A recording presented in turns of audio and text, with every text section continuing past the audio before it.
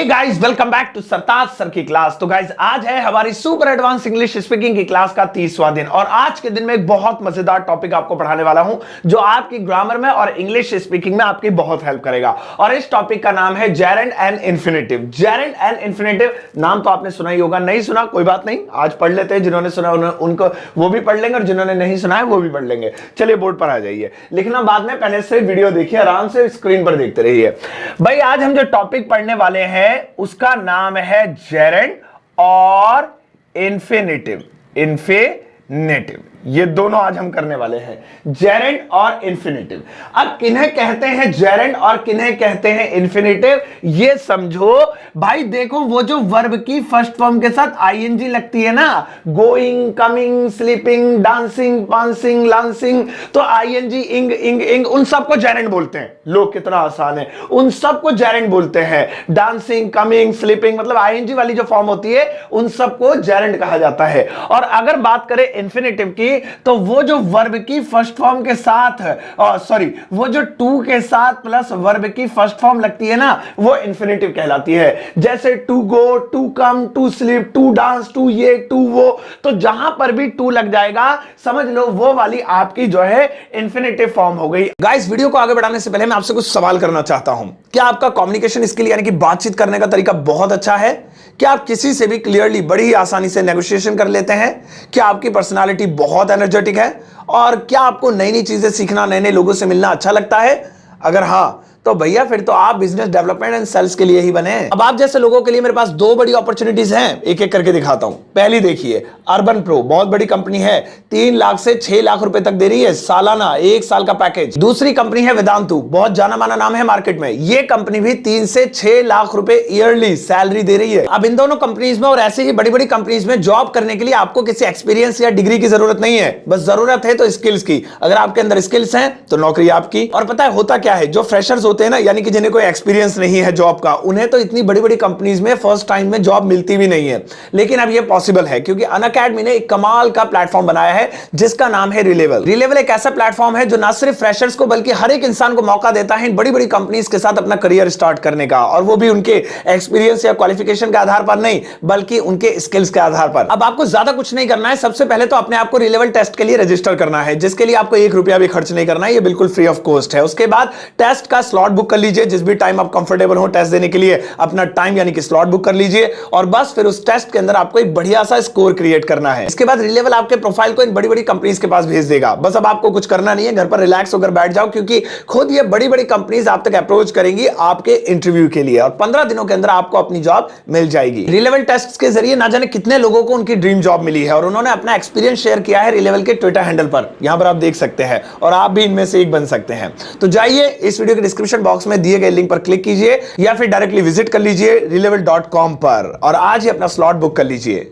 आइए अब देखते हैं इनकी हिंदी क्या होगी। तो देखिए, इन एक्चुअली दोनों की हिंदी होती है ना, नी, ने। ना, नी और ने। अब ये किसी सेंटेंस के लास्ट में नहीं आएगा, जैसे टेंस के लास्ट में लिखा था रहा रहिए, चुकाए, चुकी है, गागी गए, तो किसी सेंटेंस के लास्ट में नानी ने लिखा है तो मतलब ये बनेगा, नहीं नहीं नहीं। देखिए यहां वर्ब की बात हो रही है, वर्ब, ये रहा वर्ब, ये रही वर्ब। तो वर्ब में लास्ट में अगर नानी ने आए तो आपके पास उसकी इंग्लिश बनाने के 2 ऑप्शंस हैं। आप चाहे तो जेरेंड में बना सकते हैं, चाहे तो इन्फिनेटिव में बना सकते हैं। देखिए वर्ब लेते हैं, जैसे जा ना, लिख देता हूं मैं, जैसे जा ना, ना आ रहा है देखो, खा ना, ना आ रहा है देखो, पढ़ ना, देखो ना आ रहा है। ऐसे आप कितने भी दिल में अपने सोचिए काम के नाम लीजिए, आना जाना, खाना, पढ़ना, सोना, खेलना, कूदना, उठना, दौड़ना, भागना, पकाना, सब में ना ना ना ना जरूर आ रहा है। तो जब भी जिस वर्ब के लास्ट में ना, नी, ने आएगा तो आप उसकी इंग्लिश या तो जेरेंड में बनाएंगे या इन्फिनेटिव में बनाएंगे। यानी जाना को हम इंग्लिश में गोइंग भी बोल सकते हैं और टू गो भी बोल सकते हैं। खाना को इंग्लिश में हम ईटिंग भी बोल सकते हैं या टू ईट भी बोल सकते हैं। पढ़ना को इंग्लिश में हम रीडिंग भी बोल सकते हैं या टू रीड भी बोल सकते हैं। अब आप कहेंगे अरे सर जाने को तो खाली गो भी बोल सकते हैं ना, आईएनजी क्यों लगाए, टू क्यों लगाए? जाना मतलब गो नहीं, वो फिर कमांड हो जाएगी। कहते नहीं हो जाओ, गो, आओ, कम, बैठ जाओ, सिट, खाओ, ईट, अरे पढ़ो, रीड, तो वो होती है, कमांड होती है। अगर लिखा हो ना गो, तो इसका मतलब आना नहीं होता, इसका मतलब होता है जाओ, गो, जाओ, ये होता है। अगर इसे आना बनाना है तो या तो इसे जेरेंड में बनाओ गोइंग, या फिर इसे टू में बनाओ टू गो, ऐसे बनाओ इंफिनिटिव में, समझ गए। तो चलो ये तो समझ लिया, ठीक है भाई। आईएनजी वाली अगर होगी तो वहां पर हम उसे जेरेंड मानेंगे, और टू वाली होगी तो इंफिनिटिव मानेंगे। अब देखिए सेंटेंसेस बनाते हैं, बहुत बहुत अच्छी अच्छी चीजें आप आज सीखेंगे आज की क्लास में। देखो जैसे हमारा सेंटेंस है, बोलना आसान है, आसान है। अंग्रेजी बोलना, थोड़ा बड़ा कर लेते हैं इसको, अंग्रेजी बोलना आसान है। अब देखिए अबे बोलना लिखना था, बोलना लिख दिया। अंग्रेजी बोलना आसान है, तो देखिए अंग्रेजी बोलना, फिर से ना आ गया, देखिए ना आ रहा है। तो इसका मतलब ये वाला जो पार्ट है, इसे हमें जेरेंड या इंफिनिटिव किसी एक में बनाना है। तो अंग्रेजी बोलना को आपके पास दो ऑप्शन है, मर्जी है। ऐसा नहीं है कि कोई सिचुएशन होगी स्पेसिफिक, जब भी जेरेंड लगेगा जब भी इंफिनिटिव लगेगा, नहीं, आप कोई सा भी कभी भी लगा सकते हैं। तो आप या तो अंग्रेजी बोलना को ऐसे लिख सकते हैं जेरेंड स्टाइल में, स्पीकिंग इंग्लिश, क्योंकि आईएनजी लगती है ना, इंग्लिश, या फिर टू वाला बना सकते हैं, टू स्पीक इंग्लिश। ये देखिए यहां पे हमारे पास अंग्रेजी बोल ना वाले आ रहे हैं, तो हमारे पास दो स्टाइल है, या तो आईएनजी बना लो या टू बना लो। अब इसके बाद आसान है, इज इजी लीजिए, बन गया। तो आप चाहें तो ऐसे बोल दीजिए स्पीकिंग इंग्लिश इज इजी, या ऐसे बोल सकते हैं to speak English is easy, ऐसे ही बोल सकते हैं।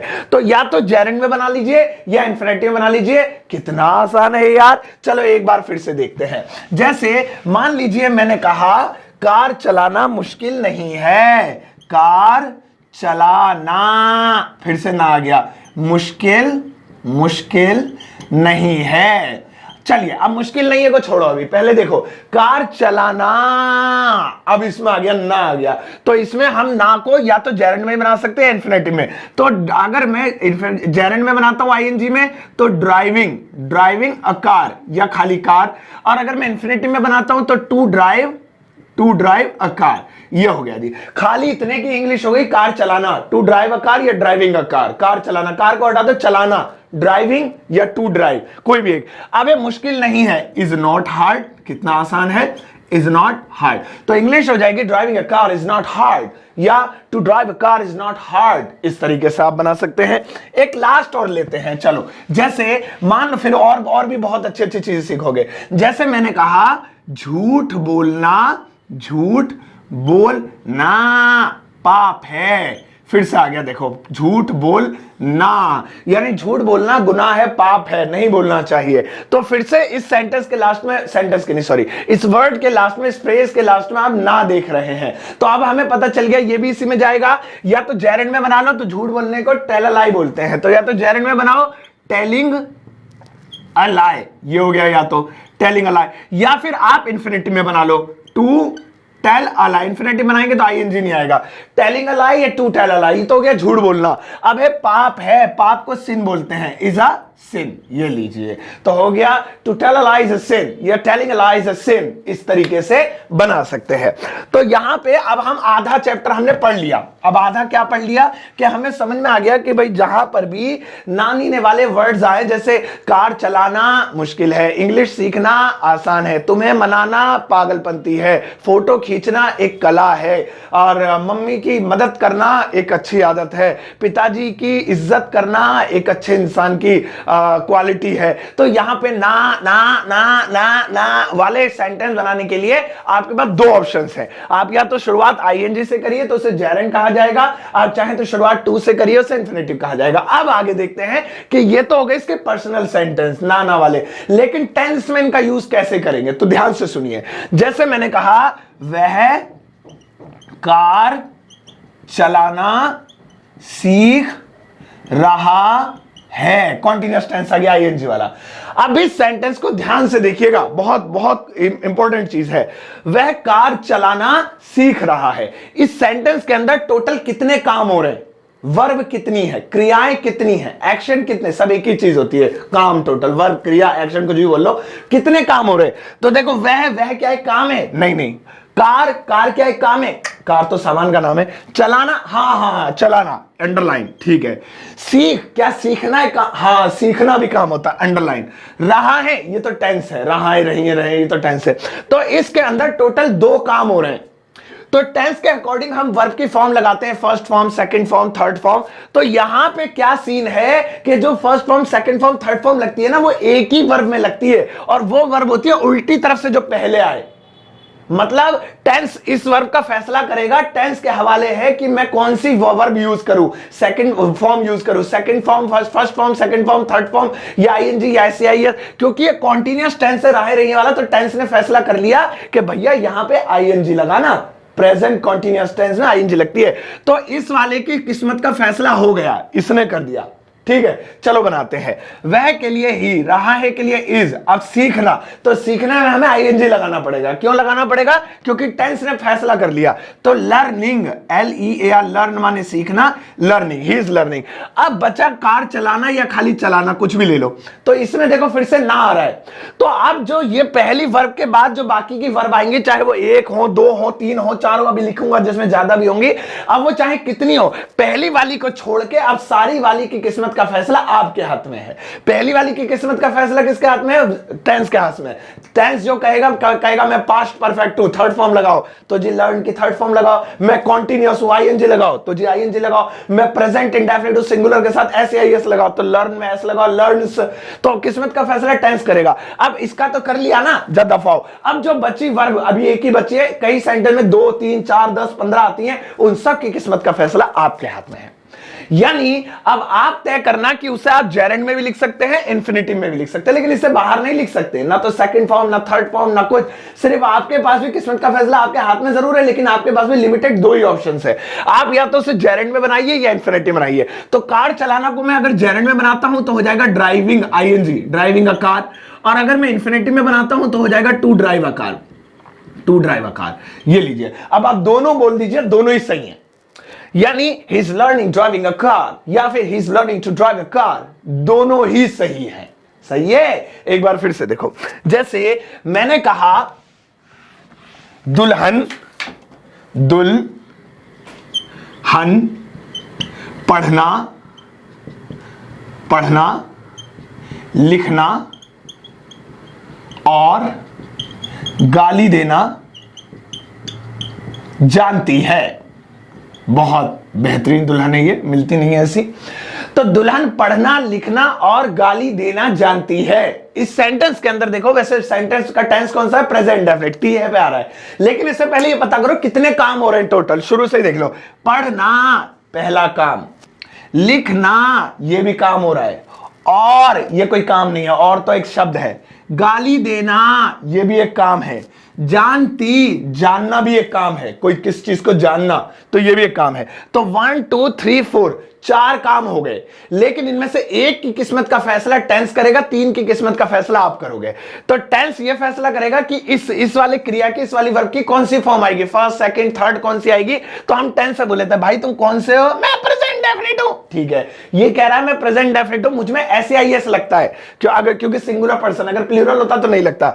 तो दुल्हन, ब्राइड यानी कि द ब्राइड या कुछ भी, जानती है, जानने को KNOW और S भी लगाना पड़ेगा, नोज, क्योंकि प्रेजेंट डेफिनिट टेंस का फॉर्मूला हो गया। कर लिया किस्मत का फैसला, कर लिया अपनी मर्जी। अब देख हम चलाएंगे अपनी।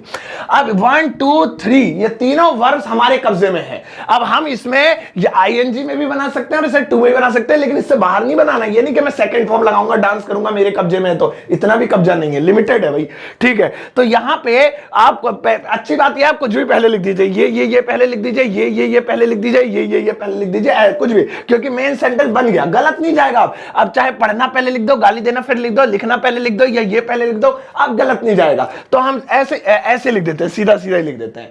तो पढ़ना, अगर मैं जेरेंड में बनाऊं, पढ़ना रीडिंग, रीडिंग, लिखना राइटिंग, राइटिंग, और एंड गाली देना एब्यूजिंग। हो गया, रीडिंग, राइटिंग और एब्यूजिंग आईएनजी में ही बना दिया। ठीक है, और अगर मैं चाहूं तो इसे टू में भी बना सकता हूं, यानी मेरे पास ऑप्शन है, मेरे पास पावर है, मैं इन्फिनिटिव बना सकता हूं।